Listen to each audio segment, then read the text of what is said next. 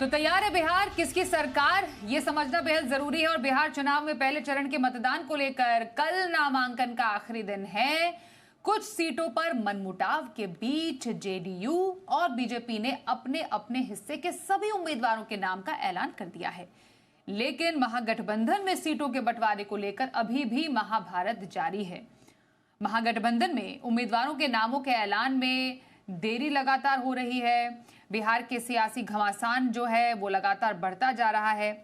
अब हो क्या रहा है आपको बताएं कि ये जो पूरा मामला हो रहा है, अभी जो महागठबंधन है उसमें अभी फिलहाल कोई भी जो नाम पर मुहर लगाई नहीं जा चुकी है। लेकिन हाँ, एनडीए बीजेपी इन्होंने आपस में जो वो गुट है आपस में उन्होंने ये पूरा जो समीकरण है वो तय कर लिया है। बीजेपी 101 सीटों पर चुनाव लड़ेगी, जेडीयू को 101 सीटें दी गई है। चिराग पासवान को भी खुश रखा गया है, 29 सीटें देकर जीतन राम मांझी को 6 सीटें और उपेंद्र कुशवाहा को 6 सीटें दी गई हैं। ये कुछ इस तरीके से समीकरण बैठा है। लेकिन महागठबंधन में क्या चल रहा है, वहां पर बात क्यों नहीं बन पा रही है, उस पर जरा और डिटेल्स लेते हैं। नीरज पांडे हमारे साथ है। नीरज, जरा बताइए, एनडीए में सीटों के बंटवारे पर तो बात पूरी हो चुकी है, लेकिन ये महागठबंधन में क्या हो रहा है, वहां पर अभी भी सस्पेंस बरकरार है क्या? कुछ अंदर खाने कुछ मनमुटाव है या फिर कुछ और वजह? देखिए, महागठबंधन में क्या है कि आरजेडी एक सबसे बड़ा दल है। आरजेडी के पास सीटें भी ज्यादा है और आरजेडी सबसे बड़ा स्टेक होल्डर भी है राज्य में। उसका कैडर इतना मजबूत है कि वो ज्यादा से ज्यादा हर सीटों पर लड़ना चाहते हैं। और कांग्रेस चूंकि नेशनल पार्टी है और कांग्रेस को ऐसा लगता है कि उनके साथ गड़बड़ ना हो, उनके कैडर को भी मजबूती मिले, इसलिए वो 61 से ज्यादा सीटें चाहते हैं।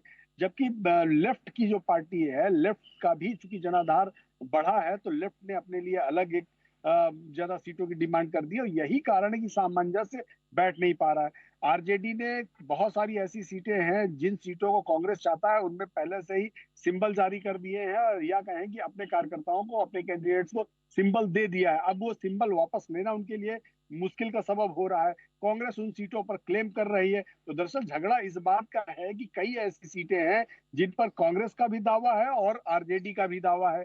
आरजेडी का कैडर बहुत लंबे समय से काम कर रहा था, तो इसलिए आरजेडी ने उनको सिंबल दे दिया और वो वहां से नामांकन भी कई ऐसी सीटें जहां फाइल कर दी हैं जिन पर कांग्रेस कह रहा कि हम हमारे कैंडिडेट उतारे जाएंगे, समझौते के तहत हमारी आपकी बातचीत हुई। तो झगड़ा इस बात का है कि करीब ऐसी 1 दर्जन से ज्यादा सीटें हैं जिन सीटों पर दोनों दलों के नेताओं ने अपना अपना दावा ठोक दिया है और दोनों दलों की तरफ से उनको सिंबल भी जारी किए जा चुके हैं। झगड़ा इसी बात का है और यही कारण है कि अब तक सामंजस्य की स्थिति बन नहीं पाई है, ना ही ऑफिशियली दोनों तरफ से कोई लिस्ट जारी की गई है। कल नामांकन का आखिरी दिन है। अभी तक आप यकीन नहीं मानेंगे, मेरी अभी कांग्रेस के नेता से बात हो रही थी इस विषय पर, तो उनका साफ कहना है कि अभी भी कई ऐसी सीटें हैं जिन पर निगोशिएशन चालू है। कहा यह भी जा रहा है कि राहुल गांधी ने करीब 2 घंटे पहले लालू प्रसाद यादव से फोन पर बात भी की और उन्होंने बात करके इस विषय पर अपने ग्रीवेंसेस रखी, अपनी बातें रखी कि देखिए, ये गठबंधन धर्म के खिलाफ है कि जिन सीटों पर हमारी और आपकी सहमति बन गई है उन सीटों पर आरजेडी की तरफ से अपने कैंडिडेट्स को सिंबल जारी किए जा रहे हैं। ये गठबंधन धर्म के बिल्कुल खिलाफ है और कहीं ना कहीं जो हमारी और आपके बीच में चर्चा हुई है उस चर्चा के भी खिलाफ है।